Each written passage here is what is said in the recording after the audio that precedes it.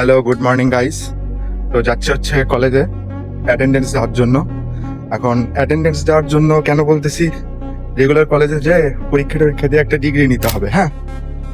কারণ যদি বিএসসির ডিগ্রি না থাকে তাহলে বাংলাদেশে চলাফেরা করা খুব মুশকিল হয়ে যাবে। কিন্তু এত পড়াশোনা করে সবকিছু করে দিন শেষে কিন্তু আমি ডিগ্রিটাই পাবো, অন্য কিছু কিন্তু আর পাবো না, হ্যাঁ।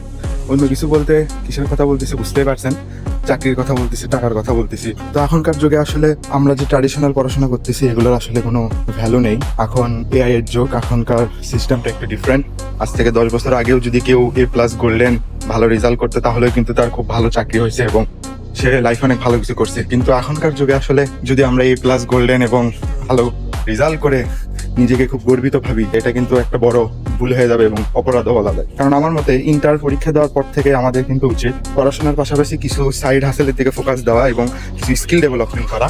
আর যদি আমরা সেই স্কিল ডেভেলপ না করতে পারি, শুধু পড়াশোনাই করতে থাকি এবং বাপ মার উপর বসে বসে আমরা এই 4 বছর 4.5 বছর যদি অনার্স কমপ্লিট করি, আসলে খুব একটা লাভ হবে বলে আমি মনে করি না। তো আমাদের উচিত ইন্টার পাস করার পরে পড়াশোনার পাশাপাশি কিছু সাইড হাসেলের চেষ্টা করা এবং সাইড হাসেল করা, তাহলে কিন্তু দুটাই একসাথেই করলে অনেক ভালো হয়। কারণ এখনকার যুগে কিন্তু শুধু পড়াশোনা করাটা অপরাধ, হ্যাঁ।